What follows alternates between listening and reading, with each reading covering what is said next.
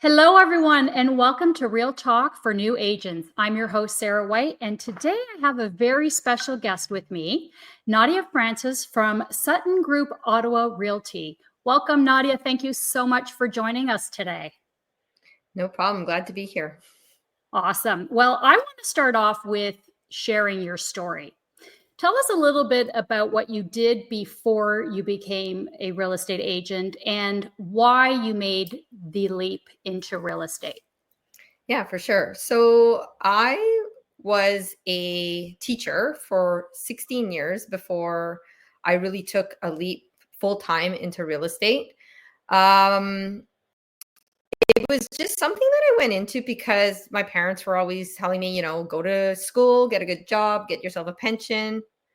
So yeah, I did that. I followed that, but I was never really truly happy as a teacher. I've taught K to 12. I've taught for 4 different boards, and it wasn't a passion. So I always had a passion for real estate. I've always just been interested in learning, more about houses and then just relationships with people and trying to get them into a house. And I've owned 5 houses myself.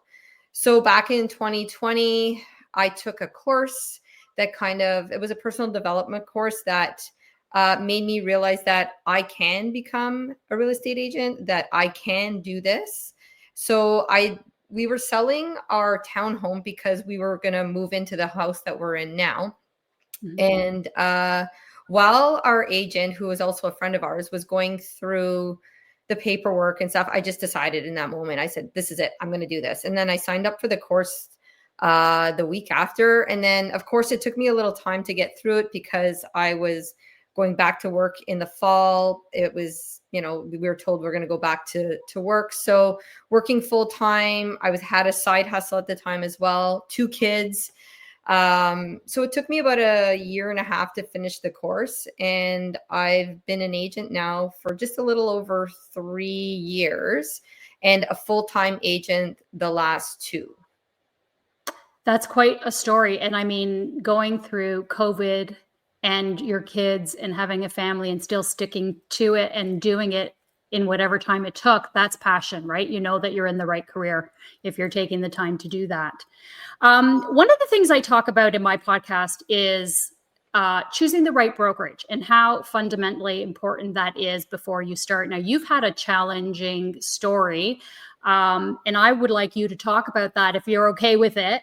Yeah, for sure. Share with us what your journey was like to finding the right fit for you.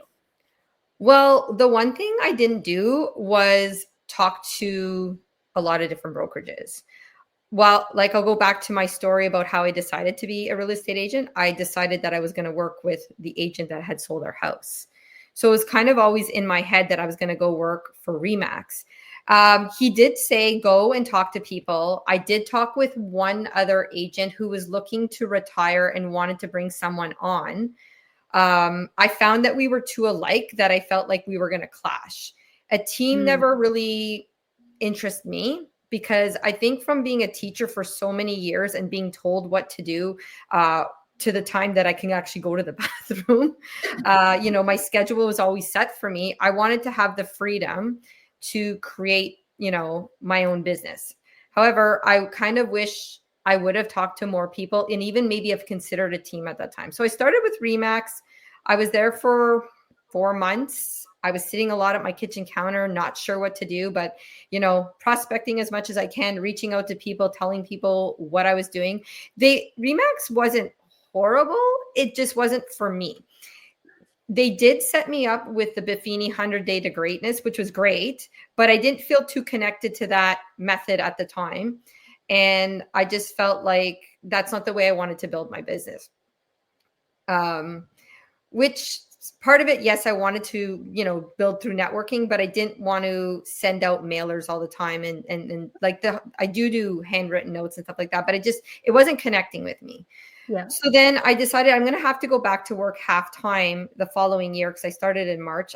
So I approached a friend who was with Exit, and she was a teacher plus working as an agent. So how do you do this? She's like, so then it ended up snowballing, and we talked about her brokerage and how it was a lot of teachers that were, in her brokerage that converted into real estate agents. I'm like, perfect. So I felt like I was very at home there. I felt like I grew there, but then I outgrew the brokerage. It was a smaller brokerage, so I felt like I was kind of on a team, but still had, I was still a single agent. But it came to a point where the model didn't make sense because part of it was recruiting people into the brokerage, and you get a residual income from them when they sell something. And I found it was just splitting my focus. And my focus was to grow a real estate business, not to help somebody else grow their brokerage, Right. which, like I just felt like I wasn't, whatever you focus on grows, right? So splitting my focus at such a beginning stage of my career was just not a great idea. Plus, I just didn't, so that didn't make the model work for me anymore. And the split wasn't working. I think I had a couple fairly big commissions come in, and I saw how much they were taking. And I was like, yeah, this doesn't sit well with me. So then I reached out to a friend at Sutton who was a close friend of mine from childhood. And we went and chatted with her. And then we had a meeting with the brokerage. When I say we, it was me and a friend of mine who moved over from Exit to Sutton together. We're still single agents, but we support each other. We help each other out. So we sat down with our broker, and one of the first questions I asked, because this was an issue being at a small brokerage, our broker of record was doing a lot of selling. And it kind of became a conflict of interest at times when she was supposed to be mentoring me. So anyways, he said, no, I don't sell much. If I do, it's commercial, and I'm here to support you. And he was very knowledgeable. He was very upfront. The split was great. It was a medium-sized brokerage, so there was enough opportunity to network with other agents. And my brokerage actually did like fun things. Like we go to a Red Blacks game. We've gone to like a Sens game. They have like a really cool Christmas party. It's always kind of, very, I guess He's building community, it's a right? little different than what you normally would have. So I decided to go there, and it'll be 2 years in June, and I'm really happy with my decision. From there, so I started 2023 with Exit, and then I finished with Sutton. And the deals that I did the second half of the year, like I went up. Like I felt like my commission went up, my business grew. And one of the things I was scared, because I was very comfortable with my little, group at Exit. I wasn't feeling totally confident in my abilities at that time, but I knew that it's the way that I'm going to grow is to push myself out of my comfort zone, and then use the resources I had within Sutton. And then I remember that summer I did a buy sell, and I navigated it pretty much on my own, which would have been the first time I'd really navigated a sale like that on my own. And my clients did really well. I ended up winning out in a multiple offer, and then I ended up getting them $10,000 more for their sale. And we all got that wrapped up in 2 weeks. So then I knew at that point, I'm like, yeah, I'm glad I pushed myself. I have the ability to do this mostly on my own. Of course, there's times I'm going to be going to my broker of record or a fellow agent to kind of help to get some help. But it helped build my confidence by pushing myself to do that on my own. And I think that's an amazing story, because many agents, when they start out, don't have the confidence, right? So, if you're not getting guidance, and maybe this is from your teacher background, right? You're always encouraging others. So maybe you were taking your own advice, right? And that helped you to realize that you have the ability, you've got the knowledge. Now you've just got to put into practice what you learned. And you were brave, because a lot of people aren't willing to jump out of their comfort zone. And sometimes in real estate, you really do have to do that. So you said that when you finally landed with the right fit, your business, do you feel it's grown? Yes. Because now you are where you feel you want to be, and you found the perfect fit for you? Well, yes. Of course, I want to be further ahead, because I'm a very driven person, and I'm always striving for those goals. However, what I'm learning And what I have to remind myself every day is that it's all part of the journey. Yeah. Like and not to compare yourself with other agents. Like I can't look at some other agents that have been working a little bit longer than me that are doing way better. I'm like, no, this is your chapter. Just focus on what you're doing and just keep doing what you're doing consistently, and you'll grow, right? So it's to enjoy the journey and not just, there's never a real destination, because Yep. it's growth. Yeah. And that's why a lot of people love this industry, right? Because there is no cap. It's, effort out, input, Mm-hmm. output, you get what you put out there. And so how many properties, if you wouldn't mind sharing, did you sell last year, your full year in real estate? Um, well, I sold 10. I That's had amazing. 10 properties, one land and mostly other houses. But a third of my income from last year was actually in leases. Okay. I made like about 35,000 in leases last year. I did 26 transactions.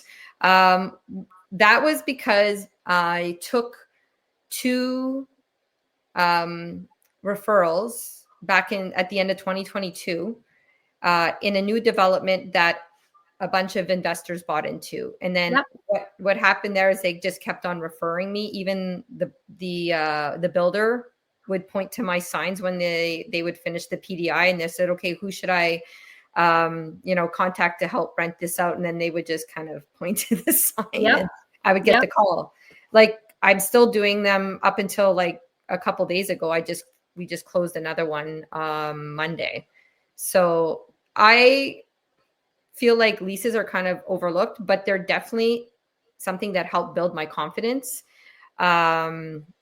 Definitely in the last 2.5 years. And to be honest, in the last 2.5 years, I've probably made well over $60,000 just in leases alone. And then Oh, yeah. mostly working for landlords who I know are eventually going to sell. So it's a bit of a long game.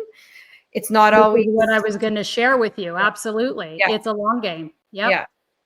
And So, I am in the business 16 years and I still do leases. So when agents say to me, here, Sarah, do you want to do this lease? Because, I can do them with my eyes closed now. And I absolutely take them because guess what? When they go to sell, they call me. And I have had numerous sales from people that I rented their properties. And of course, where I live, we do a lot of investors as well. There's lots of new builds going on, and those investors want to sell. And once they get their year 2, 5, they're going to sell it. mhm, So they're guaranteed clients, especially if you get them really good tenants. So yep. good for you. I think that's something that I want to do a podcast on for agents is how do you make quick money? Rentals. That Mhm. gets you experience dealing with people and you're making money because it's an easy couple of grand depending on your market. And if you do both ends, I mean, why wouldn't you take that business? Oh, exactly. Congratulations. That's fantastic. So, why don't we go over some of the things that you were sharing with me about, the things that you do and you commit to make sure that you have a successful business? I think that'll be really important for anyone who's listening because, they're all on their journey starting into the business. And there are some fundamental things I talk about, which you mentioned to me as well. So if you wanted to share some of the things you do, that would be fantastic.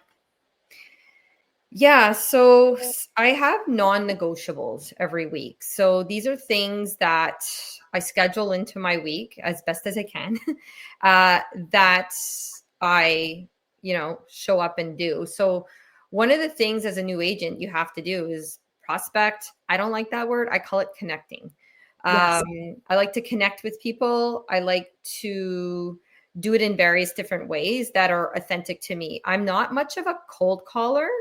Not even like a really big phone call person, but I'm getting a little bit better. That's something that I have to push myself to do a little bit more. Yeah. But I've had online businesses in the past, so I'm very comfortable on social media. So one of the things I do is I'll post every day on social media, whether it's about real estate or one of my other three pillars. I just want to be visible. I want to be out there. And from there, it's easy to connect with friends, family, new people.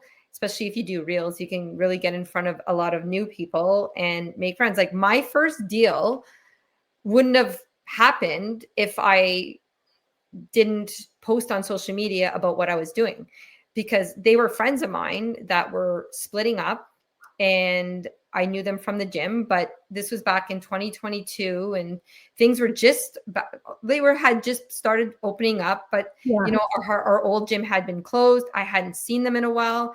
They messaged me on social media saying, Nadia, do you know anything about this house? I'm like, yeah, actually I do know something about this house. So like that, just there are a lot of people that are in my client list or that I've helped have connected with me over social media. So I find it's just important to post daily, but remember to reach out, be interested in anything that they have going on, because once they know you're an agent, they bring it up. It comes up so It naturally. does.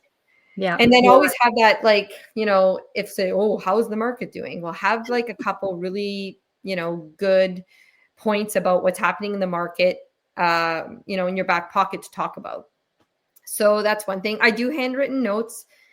I don't do them as consistently as I would like to, but I was for a while. And I like to socialize. So getting out, whether it's, in my neighborhood, getting invited to parties, or, I try to get out and get in front of people at least once a week, whether it's, like a social event or calling somebody up and saying, hey, let's go have a coffee. Um, yeah. So those are a few things. But one of the things I did at the beginning was reach out to 10 people a day and just Yeah. say, hey, this is what I'm doing now. If you, just so if you, want, anybody that wants to buy or sell, or just wanted to let you know what's changed in my life, because like you need to put yourself out there and let people know what you're going to do. You don't want to be what they call, what is like a secret agent. Secret agent. You don't Yeah. want to be a secret agent. Yeah. So it's nerve-wracking. It's not always easy, but it's necessary. So And people love talking about real estate. And so what I tell new agents specifically is, because you've got the time, take it to study the market and really know your, let's say, shit, know your shit, because you can talk to anybody about real estate and sound like you've been doing it for years and years and years if you know the market and your specific market. Like, I don't need to know Ottawa. I need to know Collingwood, Blue Mountain, and the surrounding areas. And if I can say to people, how's the market? What would you say? I would say, well, that depends what you want to do. Are you a buyer, a seller, an investor? Right? They go, wow, no one's ever asked me that. Everyone's always like, oh, it's good, it's good, it's good. So it's really important that you understand the real estate market. You're now an expert. And so getting in front of people is fantastic, but you also need to have that, instead of an elevator pitch, know what the market is doing, right? Because you can gain so much respect from people. And my spot is the dog park. I've met so many people at the dog park, and I've got clients from the dog park because we have a similar interest. So joining groups that, like you said, getting in front of people once a week to some event, where you share something in common is fantastic. And I think, for you, you have such a great foundation. Like you said, so many things in this conversation that people should be listening to and taking notes, right? Get in front of people once a week. Make sure you're forcing yourself to have a schedule and do the things you need to do to engage with other people, whether it's social media or going to events. What would you say is the number one thing you would tell an agent who just started out and said, Nadia, I want to be a real estate agent. I'm finishing my course. What information or what tip or piece of advice would you give them? I would say, like, write down everybody and not even like people you think that are going to buy and sell, because you want to tap into their network as well, and just let them know what you're doing. Yeah. And like, make sure that you have a social media profile that says that you're a real estate agent. Get out there and tell people that this is what you're about to do and get excited about it. And then they will follow. That's That was true. one of the things somebody had told me. I remember making my first list and being like, well, they're not going to buy. They're not, no, I'm not going to put them on my list. But now, like if I have a conversation with somebody on Facebook, they're going into my database. If I can Yeah. get their email, they're receiving my email. Like, yeah, they may never buy and sell, but they may know somebody. And then even people that don't even live in Ottawa. Like I'm actually from Northern Ontario, and I still converse quite often with my friends up there or even acquaintances, because at my age, a lot of their kids are coming to school now, Yep. and they may need help finding a rental, which sometimes I'll help with, or sometimes I'll point them in the right direction. But there's also, they may want to buy something for their child because it's if they can do it, why not? Because the rental Yeah. prices are, are a Mm. lot for students right now. But Yep. anyways, that to say is just that one of the things I've been telling myself for like the last 2 years is you just never know where your next client's going to come from. And I just have that expectation that clients are coming, Yeah. and, they usually come, from somewhere you're not expecting them to.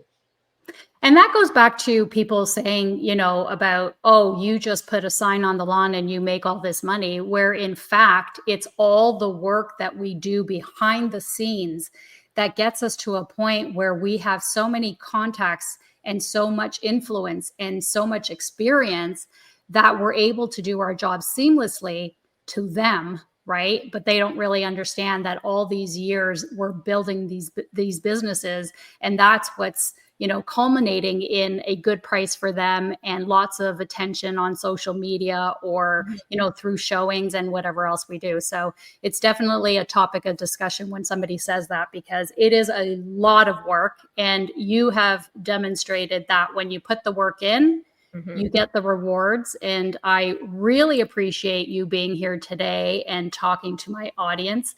Do you want to let everybody know if they want to reach out to you? How can they do that? Yeah, for sure. Thanks. I'm on Instagram at nadia.a.francis. Okay. I know I probably should put like realtor or some little tagline in it, but I've just used my name. Yeah. Same on Facebook, Nadia Francis. And actually, I don't know what my TikTok is. I don't use TikTok that much, but I also do have a YouTube channel that I'm trying to get up and going. And it is also my name Yep. with my picture. So, That is awesome. And I think that when they want to find you, they put your name in. If you're on social media and you're doing those reels, you'll come up. oh, yeah. Yeah. And you know what? If anybody has any referrals going out to Ottawa, Nadia is your girl. I think she would do an amazing job for your clients. Thank you, everyone, for watching today's episode. And remember, go out there and do great things, and business will come to you. Thank you, everyone, for watching. Thank you, Nadia. You're welcome. Thank you.